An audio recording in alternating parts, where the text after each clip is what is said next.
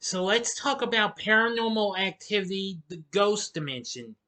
Is it really that bad? Well, in a way, I'd say yes. But I'll get to that sooner or later because I'm getting ahead of myself. Here's my review of it. Big D's Entertainment Rankings and Reviews. So, greetings, my fellow YouTubers, and welcome to Big D's Entertainment Rankings and Reviews. My name is Doyle, better known to as the Big D, and this time around I bring to you a review of the 2015 3D found footage supernatural horror flick Paranormal Activity: The Ghost Dimension, released by Paramount, directed by Gregory Plotkin in his directorial debut, and written by Jason Harry Pagan, Andrew Dushman, Robitel, and Gavin Heffernan. Now, Plotkin served as the editor for the previous four films in the franchise. Most of the film takes place after four, though the plot ties in heavily with the events of Paranormal Activity 3. Now, if you haven't seen my reviews for all the other Paranormal Activity flicks, I advise you to click on that card. That'll take you to the playlist so you can catch what you might have missed or see them again if you'd like. So, alright, let's go ahead and get started. And this film really got this big time, but I'm getting ahead of myself again. But I'll get to it later on. In 1988, Katie and Chrissy watch as Dennis's spine is crushed by a mysterious force. Grandma Lois takes the girls upstairs while the entity takes the camera with them. A man speaks to the girls about Toby and how they are important to his plan. In 2012, Ryan Fleech, his wife Emily, and their 6-year-old daughter Layla are about to celebrate Christmas when Ryan's brother Mike moves in after breaking up with his girlfriend. Along with them is Skylar, who notices that Layla is talking to an imaginary friend named Toby. Mike finds a box of old videotapes dating 1988 to 1992 and a very large video camera. The tapes show a young Christy and Katie with their mother Julie and their boyfriend Dennis in 1988, while others from 1992 are in Lois's house where the two are practicing supernatural abilities with a mysterious man. Ryan and Mike notice that the girls are seemingly aware of the pair's presence. They are able to perceive Ryan and Mike's every action as the two simultaneously watch the video. Layla's, I think it's Layla, but I could be wrong. It could be Layla, Lila, whatever. If I mispronounce it, then I do apologize. Layla's interactions with Toby coincide with Ryan using the old camera around the house, where he notices the camera picks up spiritual beings. He decides to record overnight to see what weird things are occurring. One night, a black figure arises out of the ground and hovers over Layla for several hours, and she eventually talks to it. Soon, Skylar is attacked by the spirit.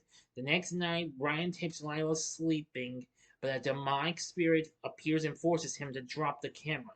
The following day, Ryan and Emily discover a slab of concrete in the ground with Katie, Chrissy, and the year 1987 etched into it, and realize their house is built on the same property that Katie and Christy used to live in before it burned down in 1992. The grown-up Katie sold the house to the family, which was built by a coven of witches called the Midwives. Lila gradually becomes less talkative, and Ryan and Emily call Father Todd. Lila attacks Todd, and he is convinced that Toby is a demon linked to the cult. Ryan researches the cult and realizes they killed a family in Nevada related to a boy named Hunter who was born on the same day as Lila. One of the tapes also shows Hunter in 1992 despite not being born until 2005. He learns that Lila's blood is needed to finish Toby's transformation into a physical being. One night, Lila's interaction with Toby leads her to open a doorway to another world in which she disappears. Ryan and Emily find her and flee with her to a hotel. Now for the final act and ending. You know the procedure as always. You have 5 seconds to stop this video. Go to the description box below and fast forward to the time below. If you've seen the movie already, please continue.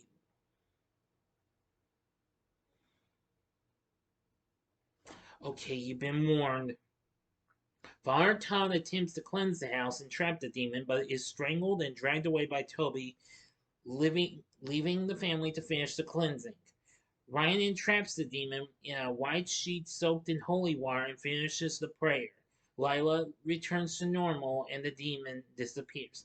After thinking the ordeal is over, Skylar starts to vomit blood all over Mike, but the blood burns him, killing them both.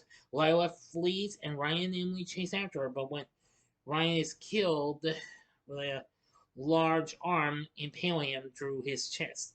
Lila sprints into the portal in her room with Emily following. She arrives at Christy and Katie's mother's house in 1992, where she finds a young Katie and confronts the human version of Toby. Emily pleads with the demon to spare Lila, but is killed. Her body is tossed at the camera. Lila and Toby walk off as the camera cuts, ending the film. But in an alternate ending, the extermination of the demon was successful. 4 months later, Emily, Ryan, and Layla have moved into a new house while Layla is playing outside, she is seen joined hand in hand with young Katie and Christy while celebrating Layla's birthday party. Emily is revealed to be pregnant, and Layla blows out the candles on her cake, wishing for a baby brother. Emily states they do not know the gender of their baby yet. The film ends. That's that. So, what did I think of Paranormal Activity, The Ghost Dimension? Well, I have to agree with what the critics say. It's not the best film in the series. Rotten Tomatoes says that the thrills are mostly gone, and yet they're actually right. This film has the worst rating on the tomato meter with a measly 14%, but now while it ties up some of the franchise's lingering questions, but 6 films into the series, the thrills are mostly gone.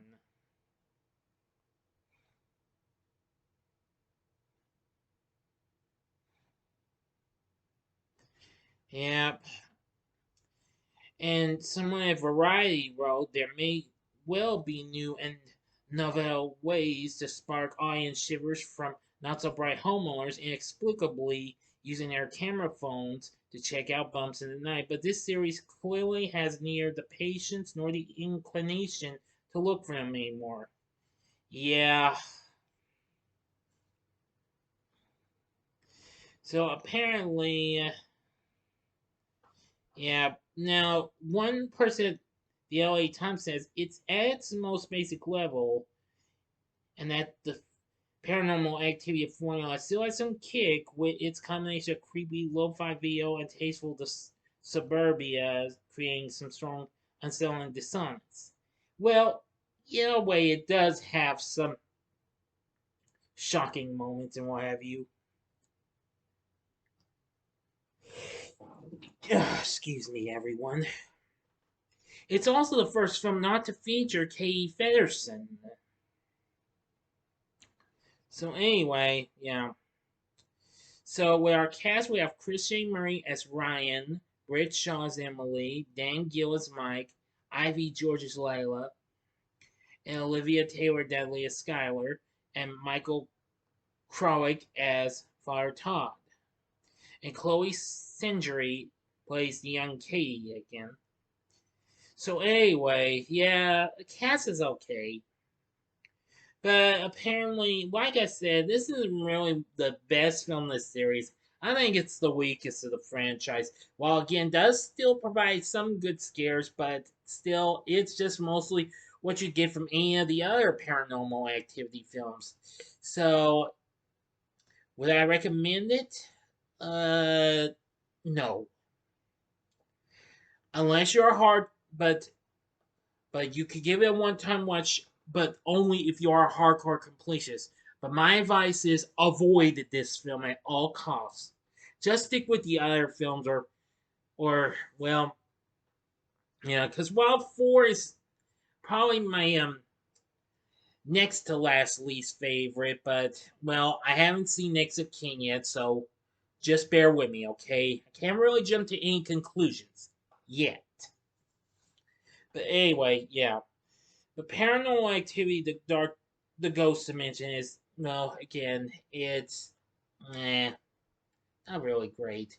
But and it was also the weakest moneymaker, making only 78 million when it came out in October of 2015. And there wouldn't be another one for another 6 years, which I will be reviewing that in a few more days, next of kin. So anyway, what are your thoughts on Paranormal Activity, the Ghost Dimension? Let me know in the comment section below. If you like this video, click the like button, subscribe, and be a part of the Big D Nation. And next time, though I was originally going to do it Saturday night, but it seems, despite there's been well, some issues and what have you, you will be getting my review of Halloween Ends tomorrow. That way I can give you a good long time to watch before the next Saturday morning TV log the next morning. Now, so this will mean I'll have a different video coming up Saturday night. Can't tell you what it is. Details to follow, okay? So thanks for watching, and if you like this, consider checking out some other these other films I've reviewed. In the upper left-hand corner is my review of some much better films with ghostly activity. Up there is The Conjuring from 2013, or go to the upper right-hand corner and see my review of the 2005 remake of the Amityville Horror, or go to the bottom left-hand corner and see my recent spoiler-free review of the recent hit horror film The Black Phone. And the bottom right-hand corner is the button you can click to subscribe if you like rankings and reviews on movies, TV, music, video games, etc. Then I'm your guy.